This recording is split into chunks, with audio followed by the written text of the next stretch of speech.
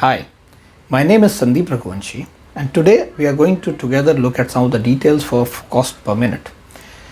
Cost per minute is one of the most important KPIs for a garment factory.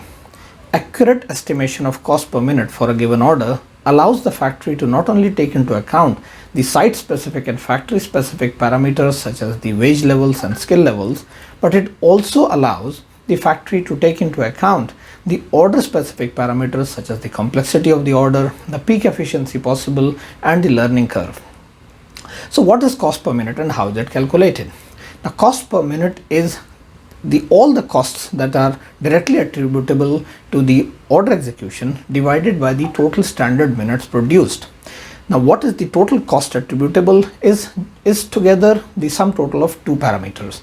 One is the manpower costs and second is the other direct costs which are attributable to that particular order. In terms of the total minutes produced, it is essentially the total number of OK units, which are the quality approved units produced, multiplied by the standard available minutes or SAM or standard minute value or SMV of each particular garment. Now this is the total minutes, standard minutes that are produced.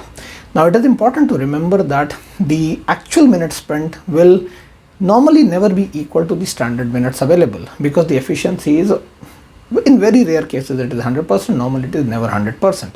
It is generally lower, but it is possible sometimes to exceed the SAM and it is possible to have an efficiency which is more than 100%. So let's understand this by way of an example. In this case, you would see one column representing the budgeted scenario and the other the actual scenario. The total man days budgeted were 440 and the style SAM was 12 minutes. The total cost, which includes the manpower cost and overhead cost, was estimated at 750,000 rupees. The efficiency expectation was 80%, which would result in total produced quantity of 14,000 units and total produced standard minutes of 168,960. As per the budgeting, the cost per minute would be 4.44 rupees per minute. Now in the actual scenario, however, everything else in terms of the man days, the style SAM and the total cost remains the same, but the realized efficiency was 60%, which resulted in the total production quantity of 10,560 and the total produced standard minutes of 126,720. The cost per minute as a result of this was 5.92 rupees per minute. So it is clear that there is a direct relation of efficiency with cost per minute, keeping everything else constant. So let's look at some more hypothetical numbers mapping the costs with various levels of efficiency. On the first row, you would see the variation of efficiency, and on the first column, you would see the variation of total cost of operations.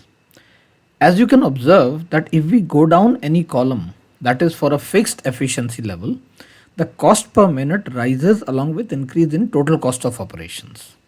At the same time, we also observe that for a given total operating cost, the cost per minute reduces as the efficiency improves. So there are two important observations to be made in this table. First, since manpower accounts for 65 to 70% of the total operating costs in most of the factories, it has an impact on the total cost per minute. So if two factories operate at same efficiency levels, the one with higher manpower cost will have a higher cost per minute. This is an important information with regard to competition. But importantly, we notice also that even if your manpower costs are higher, it is possible to have a lower cost per minute than a factory at a cheaper location if you can operate more efficiently than them. The second important point that we notice is that it is not just for comparison between different factories. Once a line is made operational, the efficiency changes daily as per the projected and actual learning curve. And generally it is few days only later after the loading has happened that it reaches the peak operating efficiency.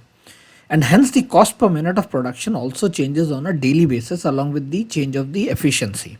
So it is very important to calculate it to map the actuals from the estimated or target cost per minutes or CPMs. So now the question is, how can one reduce cost per minute with the same or even improving the wage rates paid to the operators?